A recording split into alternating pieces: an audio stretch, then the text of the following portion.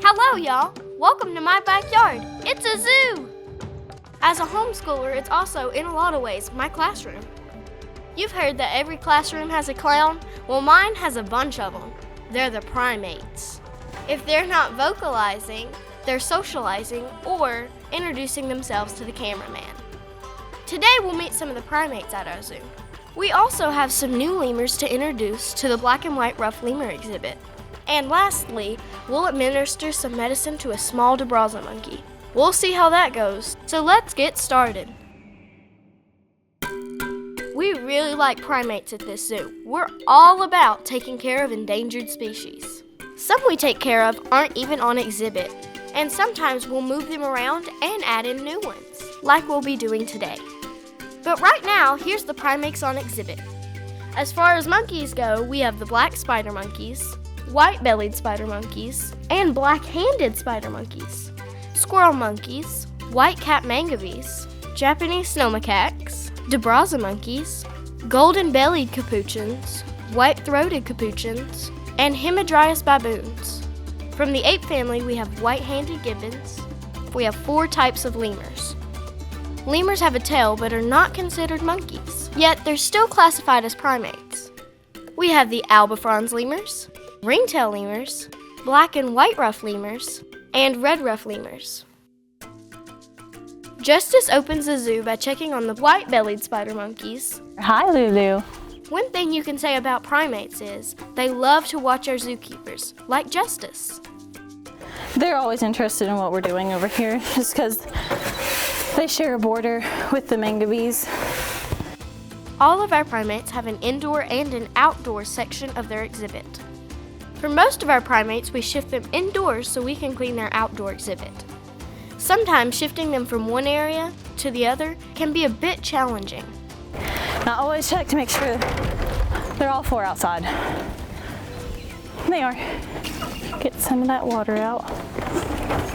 Put some clean in.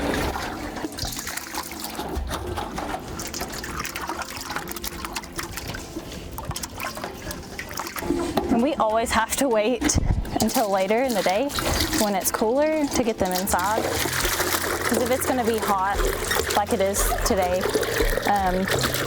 there's no way they're going to go inside. I always check to see if I can get them inside, but they usually won't until later in the evening. Yeah, she's not even going for it today. They've learned that if they don't go in at the same time, they won't get, they think they're getting stuck in there. These guys aren't going inside until a little bit later, so that's when she'll come back to clean the exhibit.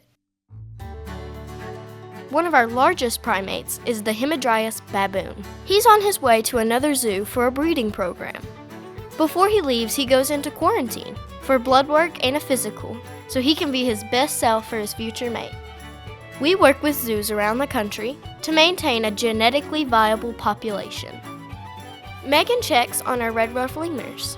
They're active in the morning and the late afternoon. Their tail provides balance as they leap. And this is Maddie and Blanca. They are a mated pair here at the zoo. The red ruff lemurs have up to 12 distinctive calls. They vocalize to warn each other of predators, to warn predators not to get too close, and to tell others about food.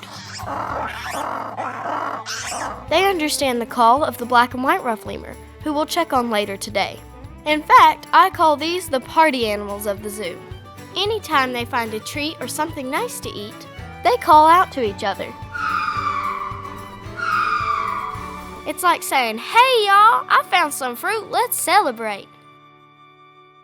Another popular primate we have here in the zoo are the spider monkeys. Sometimes for a variety of reasons, including an inexperienced mother, monkeys won't always raise their babies. This is where the zoo staff is crucial.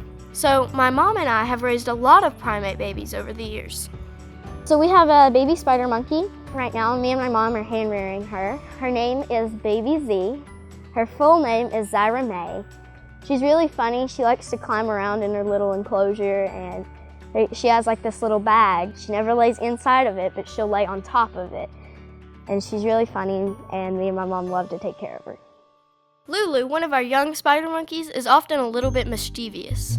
Yeah, when I started cleaning in there, of course I was moving and getting warm, so I took my jacket off. And being monkey, she was curious because I've never wore a jacket in there with her. And when I put it down, she seen a new item, she thought it was something cool, so she tried to take my patches off. She was biting on my zippers and just trying to figure out what it was and if she could play with it. Yeah, when we're cleaning in here, they, of course it's poop, it's pee, sticks, cups, whatever that they're pulling in there. So we'd take a 5-gallon bucket, just get everything in a pile, put it in the bucket, and Lulu has a tendency to be very mischievous with whatever you bring in there. And she'll take dead bamboo sticks and twirl them and flip them like it's a baton or something. It's common knowledge here at the zoo that probably they're not the most intelligent of the primates that we have here, but they wreak the most havoc. Sometimes it's the spider monkeys. All the primates here know when a new keeper shows up. They have facial recognition, they understand the different smells. And when a new keeper shows up, or an intern even, it's an opportunity to mess with them. Spider monkeys are found in the jungles of South America. It's thought they're called spider monkeys because they can often be seen with all 4 hands on different branches and hanging by their tail. This gives the appearance of a spider. It's a reminder that all those hands are ready for action. But even though we can clown around with them, in the end, it seems they know there's a difference between us. Sometimes that's where the challenging with primates comes in that especially some of the higher intelligence primates do see a keeper as a threat sometimes.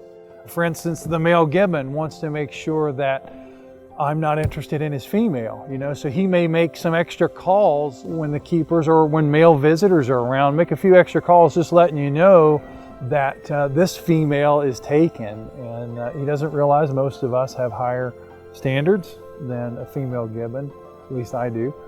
I think that pecking order is definitely, we rank at the top. What separates us from the primates is found at the start of Genesis 1:26. Then God said, "Let us make man in our image, after our likeness." I think to be made in God's image is a tremendous honor. Is one of 2 things that sets us apart from the animals. One, that we're made in His image, and the other thing is that God breathed the breath of life into man. The Bible doesn't indicate that He did that with any other animal. So that breath of life and being made in His image are 2 things that are perhaps abstract from a scientific standpoint, that are differences between man and primate. Even in some of the funny things that the monkeys do, we see similarities. But there's also stark differences. And those differences are because mankind is the only one created in God's image to have a relationship with Him. But it doesn't mean that we can't also have a relationship with the animals that He's created, like the gibbons we have here at the zoo. You've probably heard us mention before that Chewy sucks his thumb to be cute so people will give him more food. Well, those hands were busy doing something else when Will was at the exhibit with him. He was my first animal I wanted to do keeper talks with, where we talked to the public about it. And I guess one day I just trusted him too much, and I was going over to feed him, and I reached down to put his biscuits in the water. I looked up and he was right there, and there was a hand in my face like this, grabbed a chunk of my hair, took my glasses off, and I had to chase him for 5 minutes to get those glasses back. Had a scratch going down. People are all around watching. I'm like, it's okay, it's okay. And inside you're like, what do I do? I think there's a small meeting maybe in the back of the exhibit when they see somebody new and they're devising plans just to screw up that person's day. Chewy's always one for stealing the show. Well, it's feeding time, and Dad captured some video on his phone of Chewy and Molly drinking. Behind me here, you're going to see a Lar gibbon. They are members of the ape family. These are lesser apes. If you see him there, you can see he's dipping his hand down in the water and then sucking the water off of his fur. This is how gibbons drink. They don't stick their mouth down in the water as we would think of traditionally drinking, but they will instead dip their hand down in the water and drink the water off of the fur out of the hand.